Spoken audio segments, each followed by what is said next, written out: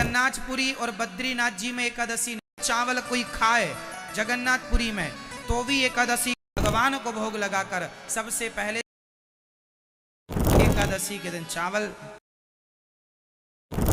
कल एकादशी है, कल से शुभ काम चालू हो जाएंगे, शुभ मुहूर्त चालू हो जाएंगे। तो कल साल में जो व्यक्ति हर एकादशी को नहीं रख पाता व्रत, तो कल की एकादशी को बड़ी एकादशी भी कहते हैं। कल की एकादशी जरूर करनी चाहिए। कल की एकादशी को घर में लोग 11 घी के दीपक भी जलाते हैं। कल से एकादशी का व्रत जो नहीं रहते, आपको एकादशी का व्रत रहना चाहिए। जो एकादशी का व्रत करते हैं कहते हैं कि एकादशी ना करने से पाप लगता है और एकादशी करने से पुण्य मिलता है। केवल जगन्नाथपुरी और बद्रीनाथ जी में एकादशी नहीं होती, क्योंकि वहां एकादशी उल्टी लटकी है। वहां जगन्नाथ जी को तो एकादशी के दिन भी भात का भोग लगता है, इसलिए जगन्नाथ के भात को जगत पसारे हाथ, वहां दोष नहीं है। कथा अलग है वहां की कि एकादशी को भगवान ने उल्टा लटका दिया था। तो वहां रहकर यदि आप ना रखें तो अपराध। वहां एकादशी के दिन चावल कोई खाए जगन्नाथपुरी में तो भी एकादशी करने का पुण्य मिलेगा। लेकिन यहां पर अपने घरों में हम लोग एकादशी जरूर करें। एकादशी हमें क्या करना चाहिए?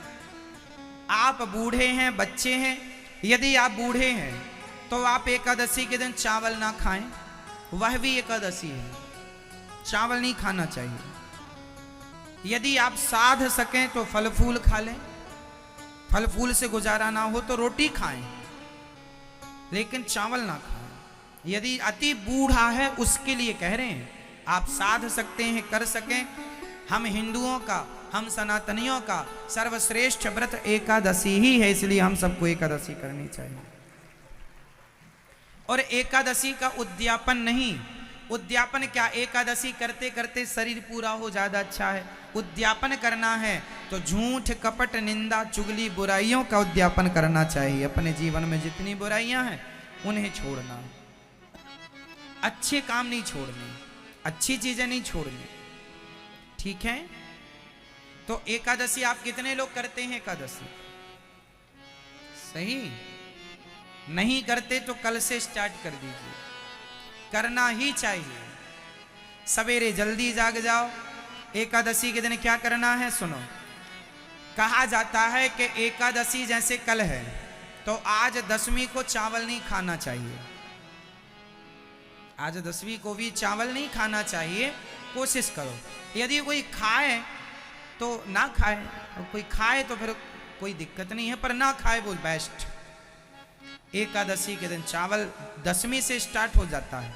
आप रोटी खाओ शाम को, जो खाओ, फल फूल खाओ इत्यादि, चावल छोड़ के। एकादशी के दिन सवेरे जल्दी जागो, स्नान करो, स्नान करके पूजा आरती, ठाकुर जी को स्नान कराओ, दूध से, दही से, घी से, शक्कर से, जो आपकी श्रद्धा, गंगा जल, लड्डू गोपाल जी को खूब स्नान कराओ, पूजा करो, है ना, कपड़े पहनाओ, आरती उतारो, प्रार्थना करो, हे प्रभु मैं आपको कभी भूलूं नहीं।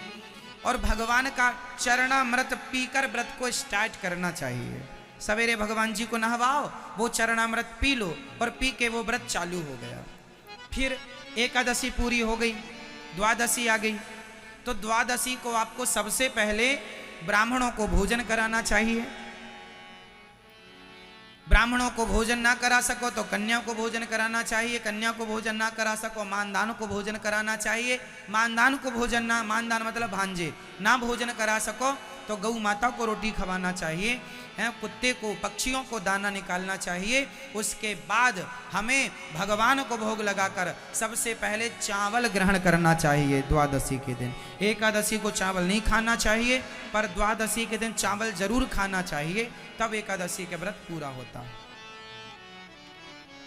चावल से ही पारण करना चाहिए। चावल, चरणामृत लो ठाकुर जी का, भगवान जी को दूसरे दिन नहवाओ, चरणामृत लो, फिर चावल लो। कच्चा चावल ही एक दाना मुंह में रख लो, चावल बने पके उसका इंतजार ना करो। एक दाना, हम तो कहते हैं अपने घर में जगन्नाथ जी का चावल ला के रखा करो। जगन्नाथ जी में सूखा चावल मिलता है प्रसाद के रूप में, ऐसे लंबे लंबे नहीं बना के देते, आप में से कितने लोग जगन्नाथ जी कभी गए हैं? अच्छा है। तो जगन्नाथ जी में वहां आपने ध्यान से देखा होगा, चावल, सूखा हुआ चावल, प्रसाद का चावल बिकता है, छोटी छोटी पोटरियां, वो खरीद के लाना चाहिए। और उसमें से हर दिन जगन्नाथ जी का प्रसाद, हर दिन 2 दाने चावल के रोज खाना चाहिए कि हम जगन्नाथ जी का प्रसाद रोज पाए। हम रोज रोज तो जगन्नाथ जी जा नहीं सकते, तो चावल ले आना चाहिए। कोई जगन्नाथ जी जाए तो चावल का प्रसाद मंगाना चाहिए, सूखा चावल मिलता है। बना हुआ चावल जब भोग लगकर सूख जाता है ना, फिर वो प्रसाद में भक्तों को दिया जाता है ना। तो वो चावल लाना चाहिए और प्रसाद के रूप में घर में रखना चाहिए। कहीं भी रहो अपने गांव घर में, पर जगन्नाथ जी का चावल रूपी प्रसाद, तो द्वादशी को वही चावल का प्रसाद ठाकुर जी का खा के व्रत पारण करना। आपके पास नहीं है जगन्नाथ जी वाला प्रसाद, तो सामान्य चावल भी भोग लगा के खा सकते हैं। ठीक है मेरी माँ।